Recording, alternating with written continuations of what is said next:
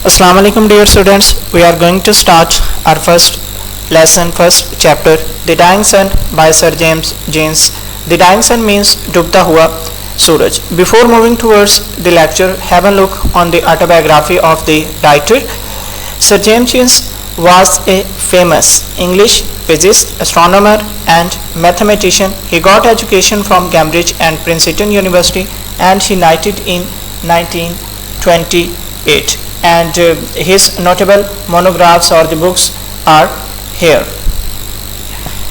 Have a look on the synopsis of this essay, The Dying Sun. Sir James Jeans हमें इस lesson में, इस ऐसे में समझाना क्या चाहते हैं, बताना क्या चाहते हैं. सर जेम्स जीन्स ने बेसिकली अपनी एक थ्योरी पेश की है. उसमें वो ये बताते हैं कि हमारी ये ज़मीन जो है वो किस तरह से वजूद में आई थी, कि आज से हज़ारों करोड़ों अरबों साल पहले ऐसा क्या हुआ था, कि ऐसा क्या वाक़या रोनमा हुआ था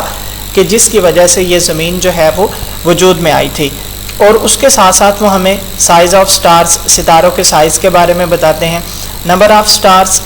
सितारों की तादाद के बारे में हमें बताते हैं, और उसके साथ साथ के डिस्टेंस बिटवीन स्टार्स, के सितारों के दरमियान फासला कितना ज़्यादा है, कि एक सितारा दूसरे सितारे से कितने फासले पर गर्दिश कर रहा है. और उसके साथ साथ के creation of the earth and then कि जब क्रिएशन ऑफ द अर्थ के ज़मीन जो है वो वजूद में आ गई थी, तो उसके बाद ज़मीन के ऊपर लाइफ किस तरह से शुरू हुई थी. और उसके बाद नंबर 6 वो हमें बताते हैं कि यूनिवर्स इज़ फ्राइटनिंग, कि हमारी ये जो कायनात है वो इतनी ज़्यादा खौफनाक क्यों है, कि जब हम इस कायनात के बारे में सोचते हैं तो हम लोग इतना ज़्यादा खौफज़दा क्यों हो जाते हैं. And last one is life in the plan of the universe, कि किस तरह से ज़िंदगी जो है वो मज़ीद पेचीदा से पेचीदा के कम्प्लेक्स से कम्प्लेक्स तर जो है वो होती चली गई.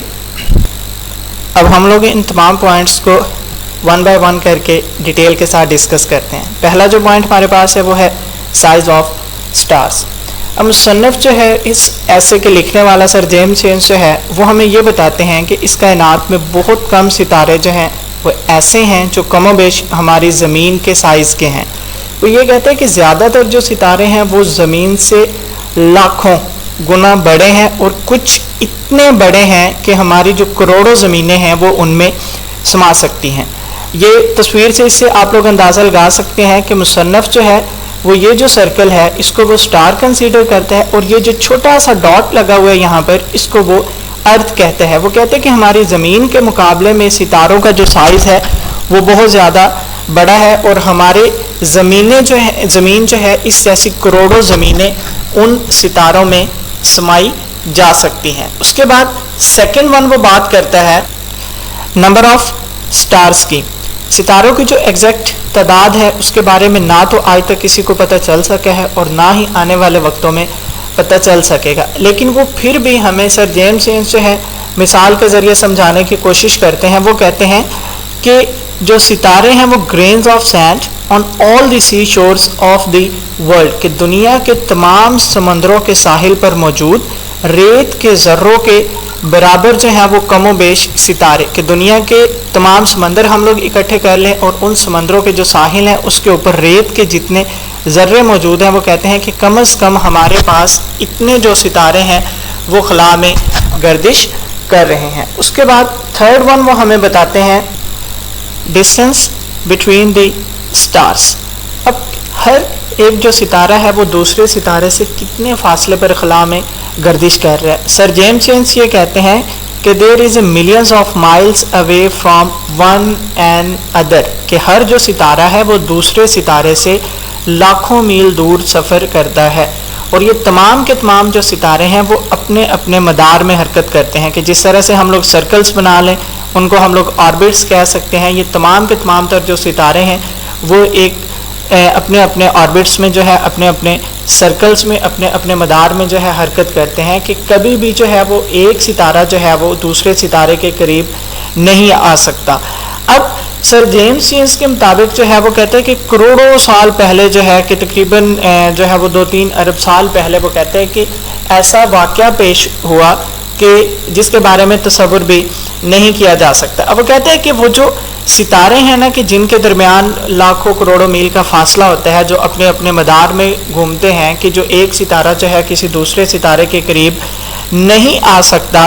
तो वो कहता है कि एक दफ़ा करना ऐसा हुआ कि एक जो सितारा है वो अपने मदार में घूमता घूमता जो है वो क्या हुआ कि वो सूरज के बहुत ज़्यादा जो है करीब आ गया, कि a wandering star came near the sun, कि जैसे जैसे वो कहता है कि सूरज के करीब तर आता गया वो सितारा, उस सितारे की जो अपनी लहरें थी वो भी और सूरज की जो लहरें थी वो आपस में टकराई और उसने सूरज की सतह पर जो है वो बहुत बड़ी जो है लहरें पैदा कर दी, और वो जो लहरें थी वो एक वो कहते हैं कि पहाड़ की शक्ल इख्तियार कर गई। जब वो पहाड़ की शक्ल इख्तियार कर गई तो सडनली वो कहते हैं कि इससे पहले कि वो सितारा उस सूरज से दोबारा दूर होता, अपने मदार में जाता, कि वो जो पहाड़ थे वो पहाड़ जो है वो टूट गए, और जब वो पहाड़ टूटे तो वो कहते हैं कि वो जो उसके टूटने के साथ उसके टुकड़े थे वो इधर उधर सूरज के गिर जो है वो कहीं कहीं पर जाके गिर गया, कहीं कहीं कोई कहीं पर गिर गया, कोई कहीं पर गिर गया। तो वो कहते हैं कि हमारी जो ज़मीन है वो उन्हीं टुकड़ों में से एक टुकड़ा है। तो इस तरह से वो कहते हैं कि हमारी जो ज़मीन है वो वजूद में आई, कि करोड़ों अरबों साल पहले एक सितारा गर्दिश करता हुआ सूरज के करीब आया, उसने सूरज की सतह पर लहरें पैदा की, इतनी ज़्यादा लहरें पैदा की कि वो एक पहाड़ की शक्ल इख्तियार कर गई, और सडनली वो जो पहाड़ था वो टुकड़ों में तकसीम हो गया, और वो टुकड़े जो है सूरज के इर्द गिर्द घूमने लगे, और उन्हीं टुकड़ों में से एक जो टुकड़ा है वो हमारी ज़मीन है। नंबर 5 सर जेम्स बात करते हैं beginning of life on the अर्थ, कि अब क्वेश्चन ये पैदा होता है कि जब ज़मीन जो है वो वजूद में आ गई तो उसके बाद ज़मीन पर ज़िंदगी जो है वो कैसे शुरू हुई। अब सर जेम्स ये कहते हैं कि बहुत सारे सितारे जो हम लोग हमें आसमान के ऊपर नज़र आ रहे होते हैं ना, वो इंतहाई बहुत ज़्यादा जो है वो गर्म होते हैं, और इतने ज़्यादा गर्म होते हैं कि उनके ऊपर ज़िंदगी का कोई भी वजूद मुमकिन नहीं है, कि अगर हम लोग वहाँ पर ज़िंदगी शुरू करेंगे, स्टार्ट करेंगे, तो हमारी ज़िंदगी जो है वो वहाँ पर मेल्ट हो जाएगी। अब वो कहते हैं कि वो जो जिन टुकड़ों में से हम लोग अपनी ज़मीन को कंसीडर करते हैं, हमारी ज़मीन भी शुरू में ऐसे ही गर्म थी, लेकिन जो जो वक्त गुजरता गया और ये सूरज से दूर होती गई, वैसे वैसे हमारी जो ज़मीन है वो ठंडी हो गई, और इसी तरह से इसके ऊपर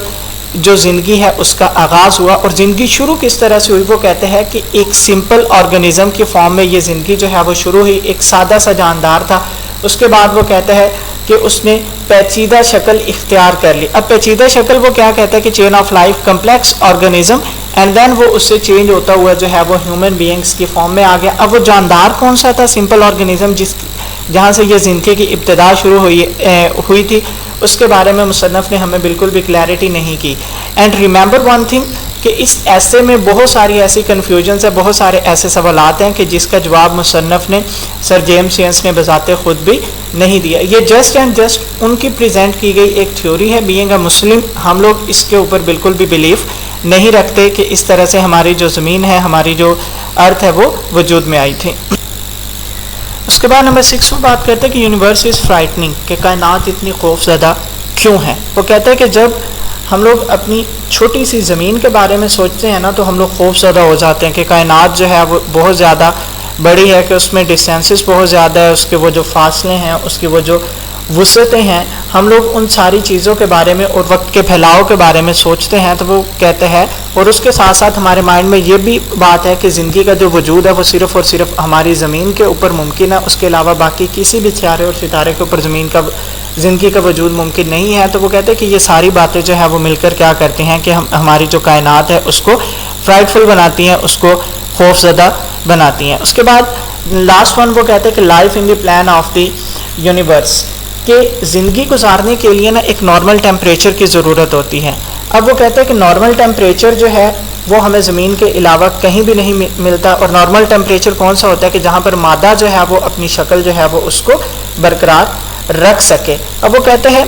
कि ये चीज़ हमें सिर्फ़ और सिर्फ जो है वो एक ख़ास पट्टी पर मुमकिन है, और उनको वो टेम्परेचर बेल्ट्स के नाम से कंसीडर करता है। कि वो कहते हैं कि इन टेम्परेचर बेल्ट्स के अलावा ज़िंदगी का वजूद कहीं भी नहीं है। ये आप लोगों को पिक्चर में नज़र आ रहा होगा कि ये एक स्टार है, इसके नज़दीक 1, 2 और ये 3, कि जो नज़दीक वाली पट्टियाँ हैं ये बहुत ज़्यादा हॉट हैं, और बाहर वाली जो पट्टियाँ हैं ये ग्रीन पट्टी के अलावा ये बहुत ज़्यादा कोल्ड है, कि यहाँ पर ज़िंदगी बहुत मेल्ट हो जाएगी और यहाँ पर ज़िंदगी जो है वो लाइफ जो है वो फ्रीज़ हो जाएगी। लेकिन वो कहते हैं कि ये एक ख़ास पट्टी है कि जहाँ पर नॉर्मल टेम्परेचर भी मिलता है और यहीं पर जो है ज़िंदगी का वजूद भी मुमकिन है। और इसी को जो है सर जेम्स